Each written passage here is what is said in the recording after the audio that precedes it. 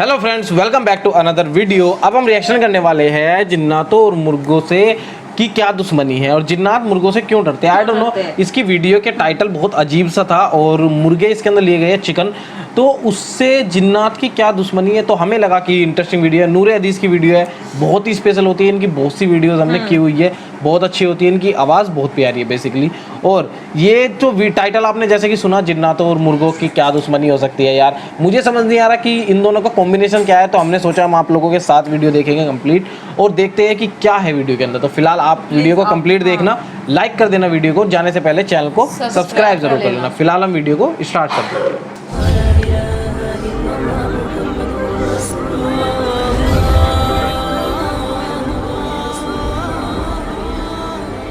दोस्तों, आज तक आपने जिन्नातों के बारे में बेशुमार बातें सुनी होगी। जिन्नात होते हैं, इस बात में कोई भी शक नहीं है, और ये शक करे शायद वो इंसान कभी किसी रूहानी मखलूक़ात से सामना नहीं कर पाया होगा, इसीलिए इंसान उस पर शक करता है। भूत प्रेत जिन जिन्नात, इनके बारे में मुख्तलिफ राय लोगों की रहती है। कई लोग जिन्नातों पर यकीन करते हैं तो कई लोग इसे महज एक वहम समझते हैं या फिर लोगों की गपशप की लोग झूठ कहते हैं। लेकिन दोस्तों, जिन्नात हकीकत में होते हैं। इस्लाम की पाक किताब कुरान मजीद में भी जिन्नातों का जिक्र आया है। इसी बात से हम इसका अंदाज़ा लगा सकते हैं कि जिन्नातों के वजूद में कितनी सच्चाई है कि कुरान करीम की अधिकतर चीज़ें आज दुनिया वाले खोज करके साबित कर रहे हैं, जिन्हें कुरान ने 1400 साल पहले ही बता दिया है। नेगेटिव एनर्जी होती है। बहरहाल दोस्तों, आज ये टॉपिक जिन्नात से रिलेटेड है। आज के इस वीडियो में हम आपको बताएंगे मुर्गे और जिन्नात में दुश्मनी क्यों है। इंटरनेट पर बहुत तेज़ी से वायरल हो रही इस मालूमात के बारे में हर इंसान को जानना चाहिए कि आखिर जिन्नात और मुर्गे ने दुश्मनी क्यों की है, यानी इन दोनों के बीच में दुश्मनी क्यों है। कई बार आपने भी इससे रिलेटेड वीडियोस देखी होंगी, लेकिन आज हम आपको तफसील से बताएंगे कि आखिर मुर्गे और जिन्नात में दुश्मनी क्यों है। दोस्तों, रिवायत है कि किसी मुल्क के एक बादशाह ने अपने महल के मुअज्जिन को ये हुक्म दे रखा था कि सुबह मुर्गे की अजान सुनने के बाद, यानी मुर्गा जो बांग देता है उसके बाद, उसको सुनने के ठीक बाद अजान दे दिया करो। अब मुअज्जिन ऐसा ही करता था, लेकिन एक दफ़ा ऐसा हुआ कि उस महल के मासूम मुर्गे ने बेवक्त ही एक मर्तबा आवाज़ दे दी। देर रात को मुर्गे ने बांग दे दी और मुअज्जिन, जिसको बादशाह सलामत ने हुक्म दे रखा था, तो उसने भी हुक्म की तामील की और मुर्गे की आधी रात की आवाज़ को सुनते ही मुअज्जिन साहब ने खुद भी अजान दे दी, जिसकी वजह से लोगों को फजर के वक्त से पहले ही बेदार होना पड़ा, क्योंकि मुर्गे ने रात में ही अजान यानी बांग दे दी थी। तो मुअज्जिन साहब ने अजान दी तो लोग जाग गए, और उसकी इसी गलती की वजह से बादशाह ने उस मुअज्जिन को मौत की भी सज़ा सुना दी। और जब यह खबर बादशाह की लाडली शहजादी तक पहुंची, जो कि बादशाह की बहुत दिल अजीज़ थी, तो उसने बादशाह सलामत को एक ख़त लिखा और उस ख़त में ये लिखा कि इस सज़ा का हकदार तो मुर्गा है, अजान देने वाला सज़ा का हकदार कैसे हुआ। और दोस्तों, ये बात कई बार देखी भी गई है कि मुर्गा कई मर्तबा बेवक्त ही बांग यानी आवाज़ यानी अजान दे देता है। तो फिर क्या हम उस पर भरोसा कर सकते हैं? तो आज की इस वीडियो में हम इस्लामी पॉइंट ऑफ व्यू से और स्पेशली हुजूर अकरम सल्लल्लाहु ताला अलैहि वसल्लम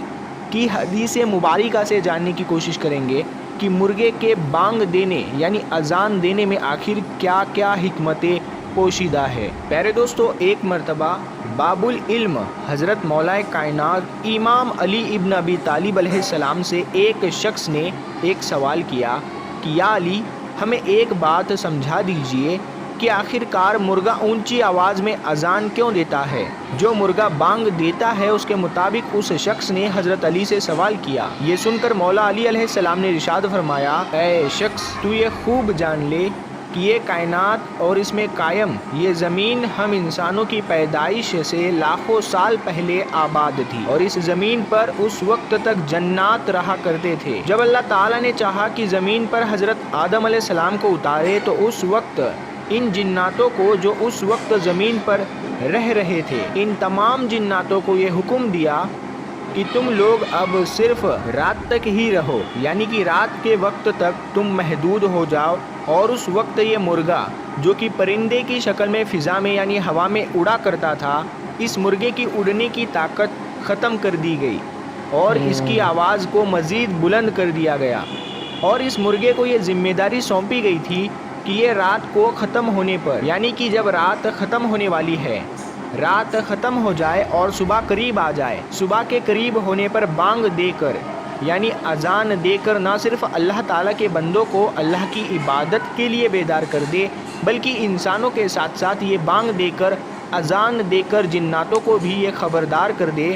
کہ صبح ہو چکی ہے اور ان جناتوں کا وقت ختم ہو چکا ہے، یعنی کہ اب جناتوں کا وقت ختم ہو گیا ہے اور انسانوں کو بھی فجر کے لیے اٹھنا ہے، اور اب یہ تمام جنات پردے میں چلے جائے۔ میرے پیارے دوستو، اس کے بعد مولا علی علیہ السلام نے اس شخص کو جواب دیتے ہوئے یہ بھی فرمایا کہ اللہ تبارک و تعالیٰ کی یہ وہ مخلوق ہے کہ جسے اللہ تعالیٰ نے جناتوں اور فرشتوں کو دیکھنے کی صلاحیت سے نوازا ہے، یعنی کہ جو مرغا ہوتا ہے وہ جناتوں اور فرشتوں کو دیکھ سکتا ہے، جبکہ اسی مرغے کی آواز میں اللہ تبارک و تعالیٰ نے اتنا روب اور اتنا زیادہ اثر رکھا ہے کہ جنات بھی اس کی آواز کو سن کر، جو صبح صبح بانگ دیتا ہے یا رات کو بانگ دیتا ہے، اس کی آواز سن کر بھاگ جاتے ہیں۔ اس کے بعد حضرت مولا کائنات امام علی علیہ السلام نے اس شخص کو یہ نصیحت فرمائی کہ جب تم دیکھو کہ کسی انسان پر جن کا سایہ ہے تو کوشش کیا کرو کہ اس شخص کو مرغے کی آواز سنائی جائے، اور امید یہی رکھو کہ جنات جو شخص کے اندر موجود ہے وہ اس مرغے کی آواز سن کر اس کے جسم چھوڑ کر بھاگ جائے۔ اور دوستو، اس کے علاوہ ہمارا یہ ایمان ہے کہ اللہ تعالیٰ نے اس دنیا میں کسی بھی چیز کو بے مقصد پیدا نہیں فرمایا ہے، اور اگر ہم اس کے بعد اس مرغے کی زندگی پر نظر ڈالیں تو حضرت مولا علی علیہ السلام کے اس قول کے مطابق نہ یہ مرغا صرف شیطان کو بھگانے کے کام آتا ہے، بلکہ یہ انسانی خوراک کے لیے گوشت پیدا کرنے کا ایک انوکھا ذریعہ بھی ہے۔ یہ اور اس کے علاوہ میرے دوستو کہ شاید یہی وجہ ہے کہ بزرگان دین نے بھی اس نیک صفت پرندے کو اپنے گھروں میں پالنے کا حکم بھی دیا ہے، تاکہ ہم اس مرغے کی یعنی اس پرندے کی موجودگی میں صرف اور صرف جنات سے محفوظ رہ سکے، بلکہ اللہ کے مخلوق کے اضافے کا بھی سبب بن سکے۔ میرے پیارے دوستو، صرف یہی نہیں بلکہ نبی اکرم صلی اللہ تعالیٰ علیہ وسلم کی احادیث مبارکہ بھی مرغے کی اہمیت کو بیان کرتی ہے۔ مثال کے طور پر نبی اکرم صلی اللہ تعالیٰ علیہ وسلم نے ارشاد فرمایا کہ جب بھی مرغے کی بانگ سنو، مرغے کی آواز سنو تو اللہ تبارک و تعالیٰ سے اس کے فضل کا سوال کرو، کیونکہ مرغا فرشتوں کو دیکھ کر ہی اذان دیتا ہے۔ اور آگے آپ نے مزید فرمایا کہ جب گدھے کی آواز سنو تو اللہ تبارک و تعالیٰ سے پناہ مانگو، کیونکہ وہ شیاطین کو دیکھ کر، شیطانی قوتوں کو دیکھ کر ہی اپنی آواز بلند کرتا ہے۔ اور ایک جگہ اور ارشاد فرمایا گیا ہے کہ سب سے بری آواز ہے وہ ہے گدھے کی آواز۔ دوستو، آپ کو آج کی یہ انفارمیشن کیسی لگی؟ ویسے میں بتاؤں تو بہت ہی انٹرسٹنگ ہے، مطلب ہم نے پہلی بار میں نے دیکھا ہے کہ مرغے کو لے کے اتنی ساری چیزیں سنی ہے میں نے۔ مجھے تو پہلے پتا تھا، مطلب مرغا 4 بجے اذان دیتا ہے، پر پتہ نہیں تھا کہ کس وقت نہیں مطلب یہ 4 بجے دیتا ہے، اب یہ تو سبھی کو پتا ہے کہ مرغا صبح صبح ککڑو کرتا ہے جو بھی ہے، لیکن یہ نہیں پتا تھا کہ اس کے کام ایسے ایسے ہیں کہ مطلب جناتوں کو بھگا دینا اور فرشتوں کو دیکھ سکتے ہیں، جناتوں کو دیکھ سکتے ہیں، اتنی ساری چیزیں ڈیفینیٹلی ہمیں پتا ہے کڑکڑو کرتے اور شام کو اپنا کٹ پٹ کے کڑھائی میں چلے جاتے ہیں، یہ اتنا ہی پتا ہے ہمیں تو چکن کے بارے میں۔ تو جو نان ویج کھاتے ہیں ڈیفینیٹلی مسلمس ہیں آپ لوگ سبھی جو بھی چینل کو دیکھ رہے ہیں، جو نہیں کھاتے ان کے لیے بول رہا ہوں میں، جو کھاتے ہیں وہ تو ڈیفینیٹلی یار، تو مجھے اتنا نہیں پتا تھا کہ مطلب اتنی گہرائی ہے ان کی باتوں میں، اور مطلب مرغوں کو اتنا اہمیت سے دیا گیا ہے کہ اس کے اندر لکھا ہوا ہے، تو یہ آج مجھے بہت ہی انٹرسٹنگ اور پہلی بار یہ چیزیں پتہ چلی ہے through Muslims and through Islamic channel Noor Hadith. تو